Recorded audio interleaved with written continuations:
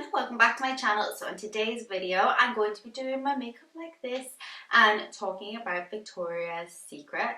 I just got really interested in it because I didn't think it was still a thing, and in my mind I kind of thought maybe it's doing some sort of money laundering, you know, shops that you see and you're kind of like, why are you still around? No one shops at you anymore. But I think people do still shop with them. So I decided just to research into it a little more and see why they're still around. Are people still shopping there? Because I obviously have my different feels and opinions on them. So yeah, if you want to know how to do this makeup. Also, everything, trigger warning, there is talks about abuse, SA, obviously stuff to do with body. So if you have body issues, maybe you should skip this video. So everything is alleged. It's just stuff, well obviously unless it's like true, but everything I've just found off Google or YouTube, mainly Wikipedia, and just kind of did a little quick Google search to see if I could find something to back it up, because we all know Wikipedia is a bit iffy. But yeah, so take everything with a pinch of salt, and I just feel like some of these things should be talked about. And yeah, hope you enjoy the video. So we're going to start off with a bit of the history about Victoria's Secrets. So it started in 1977 by Ray and Gay Raymond. It was right after the sexual revolution, which I might do a video on as well, because I feel like that incorporates so many different things, and it always comes up in history, like it's a lot to do with like Playboy as well. So I think that's really interesting. So from doing bits about Playboy and doing bits about this, I've been reading up about that, so I want to read into it a bit more and do like a full video on it. So Ray and his wife founded the company, and Ray has said that he founded the company because he couldn't find anything for his wife and he didn't feel comfortable in the shops. And I think kind of before Victoria's Secret came about, it was very much you wore makeup for, or you wore lingerie for practicality reasons. And now we all know that, you know, you can wear it just to feel good. You don't necessarily need it to be the most comfortable, but you just want it to feel sexy, or you want to wear a type of bralette to go under a shirt. So before Victoria's Secret, that wasn't really a thing. You just kind of wore lingerie for that purpose. But he wanted to do it so that it could look sexy and be comfortable at the same time, which, I mean, his whole idea behind it, I guess, isn't too bad. And the fact that his wife started it with him kind of makes me feel a bit more comfortable about it. And I guess he kind of got her say in practicality of different things. So the name Victoria's Secret actually comes from a Victorian boudoir. So that was his vision for like the stores, to make them look like a Victorian boudoir and that kind of sexy vibe. Although to me, when someone says like Victorian, would have never have said like that's sexy. Someone said Victorian boudoir. So when I read that, I kind of found that a bit weird, that that's what he associated with it.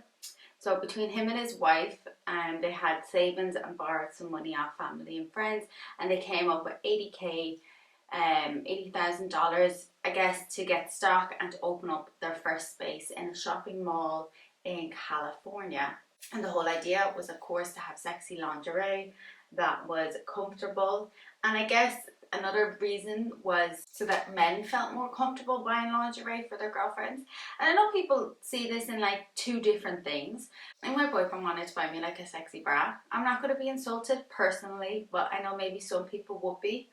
But I think it depends on the circumstances and why they would buy it for you, and are they doing it in a nice way. You know, you don't really know until you're in the situation exactly how that would make you feel, I guess. Really well. And by 1982 they had opened up multiple stores, and the sales yearly were about 4 million. I didn't look up the equivalent of what that would be today, but in the 80s to be making that much money would obviously be a lot of money, especially when it was a whole new sector of industry. And yeah, so that's really cool. But they were going bankrupt at the same time. So had all these sales coming in, they were opening more stores, they were getting super popular. So what was the actual problem? And from looking up photos, I think the problem was the stores were like brothels. They look like Victorian boudoirs, because that's what he wanted. So his target audience were women. Women didn't want to go into somewhere that looked like a brothel. They kind of wanted to go into somewhere that looked girly and comfortable and like a sexy place to go, but somewhere that was still a bit fluffy. And even now, if you go into like an Ann Summers, a Victoria's Secrets, any kind of lingerie shop, or even a lingerie section in a store, it's very girly and very bubbly and bouncy, and it's flowers everywhere and it's cutesy bootsy. So I think that's probably where he kind of went wrong with it. But his logic on the whole system, I think, worked well at the time. So in 1980, Les Wexner bought the company, I think for 1 million. I did see somewhere else where it was like a bit more, but 1 million. And long story short about Mr. Ray and his wife, they ended up, sorry, I'm using a spatula for my makeup. They ended up getting divorced, I think, and went bankrupt. So, sad though, because he had the whole vision for the company and he was the one that ended up going bankrupt. So Les Wexner bought the company, and Les Wexner, I think he deserves a whole video in itself. But I think just like a little rundown about Les Wexner. He owns a limited company which owns Victoria's Secrets, which I'm doing a video on, and he owns Bath and Body Works. I think they're like the big ones. He might own some other small ones as well, but they were like the big main ones he owned. So Les Wexner, he has stepped down since writing this and talking about this in 2022. But the main reason because he became a client of Jeffrey Epstein, and I think that's another person that deserves a whole video on themselves. So if you don't know who Jeffrey Epstein is, which I'm really shocked if you don't, because if you're probably watching a video about this, you've probably seen other videos similar. So there's a documentary on Netflix, and I think you should only watch it if you can stomach it. And if you can't stomach that documentary, I would not recommend going down any other rabbit hole about Jeffrey Epstein, because I spent months doing it. A lot of the stuff, allegedly, it says, but I can't even talk about on YouTube because of the wording and stuff. But he trafficked women and used them as slaves. Yeah, so Jeffrey Epstein, you know, I'm not really sure what his actual job is or what he actually did, because it's really conflicting. But he used to manage companies for people, and in 1987, Les Wexner became a client of his. Obviously, Les Wexner owning the Limited and all these other companies was obviously worth a lot of money, because at this time, I don't think Abercrombie and Fitch was doing too well. I'm not too sure about Bath and Body Works. He obviously had a lot of money floating around, and Jeffrey Epstein took him on as a client. And then there was lots of different interviews with different girls who talked about Jeffrey Epstein saying, oh, if you come with me, I can get you into become a Victoria's Secret model. And he acted as like and Les Wexner has said since, because Jeffrey Epstein died, but Les Wexner has said since that he had no idea that Epstein was doing this. But then there's also documents about Les signing over his whole company to Jeffrey as well. So I just feel like that's a whole deep dive in itself. But there is a Les Wexner documentary coming out like this week. I'm filming this like start of July, so I think mid-July there's a documentary coming out. And once that's out, I'm going to read into it and see what I can find and maybe do a video on him then. But I feel like that video from watching the trailer is going to be, or that documentary from watching the trailer is going to be really good. So that's why I put off doing a whole video on him until that, because I have like researched a bit, and I feel like this documentary isn't going to sugarcoat anything. So that's why I feel like if I wait, I'll get all the information hopefully accurate. And it was said that when Jeffrey Epstein came into the picture with Les, everyone around Les was like, you need to drop this guy, you don't know who he is. But I guess Jeffrey Epstein had some sort of hold on him so that he could keep him around. And everyone around him was like, you need to get rid of this guy, it's weird, we've never heard of him before. Because I guess no one really knows the full story about Jeffrey Epstein and how he came to be as successful as he did. And even in the documentary, like they talked about it, but I don't think as much. And it's been about a year since I've seen it, and I don't really want to watch it again, if I'm honest, because I know it's just going to send me back down a crazy rabbit hole. So I'm really putting off watching it until I really want to do a video on him. but I just feel like more information needs to come out. So in 2019, when this whole thing came out about Jeffrey Epstein and everything started to get real, and there was a full investigation put in, Les Wexner stepped down from The Limited, so stepped down from all the other companies. But going back to when, so forgetting about that and going back to when he first started at Victoria's Secret, so he took it on as a company. I don't mean to like brush over it, but I just feel like I just can't go into full detail about it. And yeah, so I just kind of leave it there for the minute. So he transformed the stores into being more girly. Again, photos show that as well, where you can see before when it was like all dark and mysterious and very red, and almost what I picture a brothel to be like in the 1800s. So yeah, Les Wexner came in and changed it all. And you know what's so sad about all these big companies and that I've been like researching about is the guys that do it, they're always so smart, but they're so wrong how they do it. And I feel like he was sitting on a gold mine with Victoria's Secret, and if he just changed his ways slightly and other people, which you'll get into, the company would still be so relevant today. Because I get it, in the 80s and the 90s, it was really skinny and really tall. Everyone wanted that. Early 2000s. But if he had moved along with the times, like Victoria's Secret would still be a thing. Because you look at all different kind of companies that have been around for so many years, they all change. But the ones that refuse to change until last minute or open up their budgets for advertising or clothes, inclusivity, you just find like they would just do so much better off if they just widen their horizons and let everyone in, rather than keeping people out, like different minorities, different genders, sexualities, body sizes. I just think companies, they could do so much better. And you know what, if it was just for the money, I think it should be like, because it's a good thing as well, but I feel like if they had just moved along a little quicker with everything, places like Victoria's Secret would still be hopping today. So he came out with a catalogue. I wasn't kind of around, like I remember my mom having catalogues of like different stores. I don't think like a Victoria's Secret one or anything, but loads of stores in the 90s and like early 2000s and 80s, it was catalogues. That was how you kind of found new products and figured out what was going on and bought things as well, like calling or like through distributors and things. So yeah, these magazines became really popular. So in the 80s, these catalogs generated nearly like $1 billion. They did insane because there was no social media, yet magazines were a thing. But I think people were buying catalogs to look at as well, because it would give you like your body inspo, how to know what was on trend. The catalogs were just the thing. That's how everyone figured out what was trending, hairstyles as well, what the models were wearing. So I think catalogs were like a big revenue for a lot of companies. And I think if companies didn't know how to step away from the catalogs and do something a little different with their marketing, that is one place that they went that they absolutely failed on, because if they had just changed it up with the catalogs, they would have done really well. When I was in school, obviously someone might have like a Victoria's Secret like underwear or something.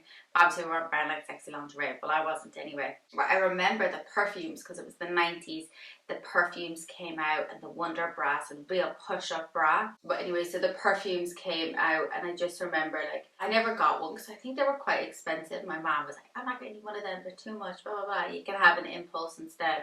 But if someone had like a Victoria's Secret spray, it'd be like spraying it all over the classroom and after gym and everything. So they were just so popular, and that was me when I was like 13. So when I was 13, all I knew was Victoria's Secret. Spray was the best, and obviously we knew about Wonder Bras, and then push-up bras came in places like Pennies and like cheaper ones that kind of came about. So yeah, but when the Wonder Bra came out in its first year, it generated selling over $2 million, or 2 million bras in the first year. And obviously now like things have changed. People don't want to push up their bras to the ceiling, they push up their boobs to the ceiling no more. But I think Victoria's Secret was the place that started that, because I think as well, if you wanted to look like a Victoria's Secret model, you kind of needed the body, but also it was like the pushed up boobs, kind of made them a little bit rounder. I mean, I still wear a push-up bra every now and again, but I think it made everyone's boobs look bigger. So everyone that was like in A, it didn't really matter because you had this bra that would push them up and make them look really big. And even me, I did have quite a big chest in school, but I still wore a push-up bra just to kind of fit in. And when I look back on photos, I am so embarrassed of how I looked in them big bras. I was going to do a Victoria's Secret makeup look, but then I like looked up photos and they're very basic. And I mean that in a nice way because obviously all the models are like stunning, but they are very basic and I kind of wanted to just add a bit of pow to it instead, I think. So by 2006, the stores were all over the world. They were like a top selling brand. And I was in secondary school in 2008, I think. So yeah, like I remember Victoria's Secret perfume. And my sister, when I was like younger, because my oldest sister is like 6 years older than me, I remember her getting like a Victoria's Secret bra, or just shopping in there. And it was like a whole thing. It was like the best thing in the world. It kind of skipped me though, which I'm not mad about because I wasn't the most confident in it and feel like the smallest, but we'll get into that when we talk about Abercrombie and Fitch, how much Abercrombie and Hollister completely fucked me over. But anyway, so they started the fashion show in 1996 as Raznik's idea. Sorry, I'm skipping a little bit there. But as Raznik's idea to showcase it on the Victoria's Secret. And as far as I'm aware, they filmed the show twice, so that they can make sure and get all the angles. And I don't think when I first started it was how it was in later years, how it was more of a spectacle and like music artists and stuff would sing. Because I didn't even look at like one of the first ones or whatever. Yeah, so it was 1996, the year I was born. So, Ez Raznik. A quick Google search of him, sickening. That man is disgusting. So there is numerous sexual harassment cases, and you know what? They were all so bad. I was going to like include one and like name someone and tell their story, but the more I looked into it, I was like, there's so many, I don't know who to choose from. He is just a disgusting man who sexually harassed so many women at Victoria's Secret, like by calling out models for eating food. Like we all know, and you know what? When this first came around about Victoria's Secret and the being too skinny in a fantasy, at first I was like, well, no, I get it because it is meant to be a fantasy, and you know, models are meant to model things, and I thought it's a certain type of body type. But then as I got older, just the last couple of years, I kind of realized like how wrong it is when he said what he did about like transgender women and stuff. I was like, well, no, because, well, I'll go to that in a second. We'll jump back a second. So, there was numerous girls that went to like HR and reported in, and the women were either fired or like told they weren't allowed to walk on the runway. They got paid off. Human resources didn't really do much for these girls that like reported as because I guess as Raznik. I'm just gonna call him Ed because I think that's easier. And I don't think he really deserves the respect of even pronouncing his name right. So Ed, no, what's in my head? Ezra from Pretty Little Liars, because I was watching a TikTok about it. And so Ezra's in my head, and Ez Raznik is kind of like a longer version. It kind of rolls off my tongue. And so I think that's why I'm kind of getting mixed up with the two of them. But yeah, so he got all these against him. And I guess because he was making so much money and had these great ideas for Victoria's Secret, people at Victoria's Secret just let him walk all over them and do whatever he wanted. They didn't really care. They just let him do whatever he wants and pay people off, not let them walk in the show and everything. Sorry, I'm repeating myself. So he resigned in 2019.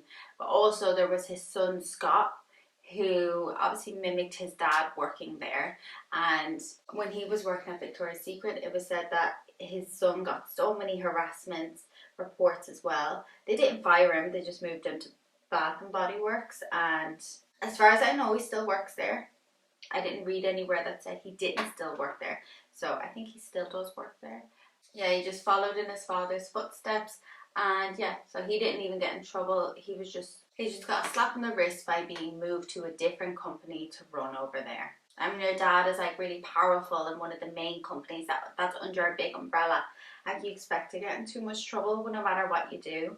But there was like loads of reports about him as well. If you Google it, and again, to me, just looking at them, no matter how big or how small it might seem to people, they're all harassment in some kind of way. And I just couldn't justify picking one over the other. Yeah, so in 2019 as well, that's when the show ended. And I remember like growing up and I loved the show, and even now there's lots of like clips you see about the show of like different artists and things, different people that walked it. But in 2018, in a Vogue interview, Ed Rasnick said that there would never be a trans woman on the Victoria's Secret runway, and they would never have a bigger women, and just whatever he thought was right, because they were selling a fantasy. And I remember when this happened, going back to my point before, I was like, well, yeah, they are selling a fantasy, and if that is their fantasy, that makes sense. But I remember at the time, Nikita Dragon, she posted a video where she dressed up in like a Victoria's Secret outfit, and she used to do these pussy stump videos, that's what she called them, on Instagram. And I remember she did one dressed up with angel wings and everything, and I just remember being like, she would sell the fantasy. She is stunning. Like, yeah, she's a little bit shorter. She was transgender, or she is transgender, but she would still sell the fantasy. Like a man, she looks like a woman, so whatever woman looks like to you, I don't want to offend anyone saying that, but you know what I mean? So I remember once I seen Nikita Dragon do that, I was like, well, she would sell the fantasy because she's selling the fantasy to me, and I want a body like hers, and I want to look like her. And you know what I mean? Guys would look and would like her. Why didn't it change sooner, the company? So it comes down to a few things. Men desire, sexism, sexual fantasy, and old men. Plain and simple. If they had changed their ways a little sooner, made the show a little bit more inclusive, you know what? It's kind of one of them things where if they had done it for the wrong reasons, just for money and not because they actually believed in it, it would be wrong. But at the same time, it was such a big company, and there's so many things you have to think about. Like, it's like the people that make the product, the people that sell the product, sales workers, everyone in the company, everyone lost their job. And although there's lots of people that should have lost their job for saying and doing the wrong thing, I think there's all the smaller people on the bottom of the pyramid that get affected by things like this, because companies don't want to just evolve and be better people. Oh, I'm just going to list off some stuff that they've done wrong that I think has come into it as well, as like being sexist and the old men. But so in 2014 they did a campaign that said the perfect body, and it was all lighter-skinned women, and they were all tall, thin. Light-skinned, and it just set a really unrealistic beauty standard for women and young girls. Because like I said, when I was in secondary school, so really young, this was all I seen everywhere, and this is kind of what I perceived to be beauty. And to this day, it's definitely messed with my head. And the fact that I did watch like all the Victoria's Secret like runway shows and things, and even if I used to go on and watch them on YouTube like the day after, and I would walk into the store and all the mannequins were so thin and tall, and even leaving weight out of it, it was height as well for me, because even if I was as slim as Kendall Jenner, I'll never be as tall as her. So I think it was that whole thing of, well, it's the height as well, it's the long hair, it's everything. So it was just what these older men at the top of the pyramid saw as fantasy. Because when Ray and Gay started this company, they didn't start it with this in mind. I think Ray started the company just because he wanted to find his wife a little bit more attractive, or have her in something a little bit sexier, which I think you can perceive as good and bad. It's completely your own opinion, but I think if the people that are now at the top of the company, or were at the top of the company, if they had just moved along with the times, Victoria's Secret would have been so much better off if they had put a plus size model in. Cultural appropriation multiple times. They did stereotypes of Asian people, they did the Chinese dragon, tribal designs, and it actually wasn't that long ago as well. So now the CEO has changed. I believe it's a woman now. Yeah, so Is Raznick stepped down, resigned. Les Wexner stepped down and resigned from the Limited. As far as I'm aware, Victoria's Secret is still under the Limited, under the one umbrella. They have a new CEO. They've employed some women now based on their achievements, and I kind of feel like it is a little too late, but I feel like if a woman has started the company, then maybe it's a good idea. But for me, I'm slightly scared from looking at Victoria's Secret as a child. I don't think I could go in and buy something. I'll often joke with my boyfriend when we walk by one, hey, should we go in and get something? But honest to God, I don't think I could, because I am a little too scared, and I feel like even if I went in and saw a plus size model or saw a plus size mannequin, or was even to get my size, because I presume my size is probably plus size because I'm not a size 2, it just makes me feel a bit uncomfortable, and just the thought of not looking like one of the Victoria's Secret models on the runway has scared me a little. People that they have hired is Morgan Raponi. She's 35, she's a soccer star. Elaine Gu, who's 17, a Chinese freestyle skier. Pamela Eraser, she's a size 14, so a plus size model. And then Priyanka Jones, who's 38, who's an Indian actress who obviously they used to only date white, tall, slim women. And so, I mean, they have widened their variety, for lack of a better word. Yeah, so I think the effects as a society that Victoria's Secret has put on us is the stereotype of femininity, the vision of sexy. I think I'm probably not the only person that's ever thought this about Victoria's Secrets, but I think the effects that they've had on probably my generation, maybe girls who were like me, who didn't have the perfect body, who weren't super skinny, who didn't have perfect boobs, and didn't feel perfect because of Victoria's Secret. I don't know if I could ever shop there again. I mean, maybe, but they're promoting more body types, bringing in models of different ethnicity. Can't say the word.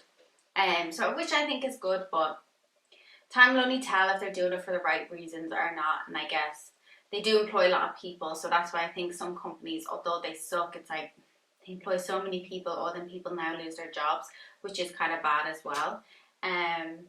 So yeah, I'm gonna leave the video at that. I hope you like my makeup. I'm not really sure how I feel about it. The lighting on my camera has gone so weird today, and it's been so distracting, so I do apologize for that.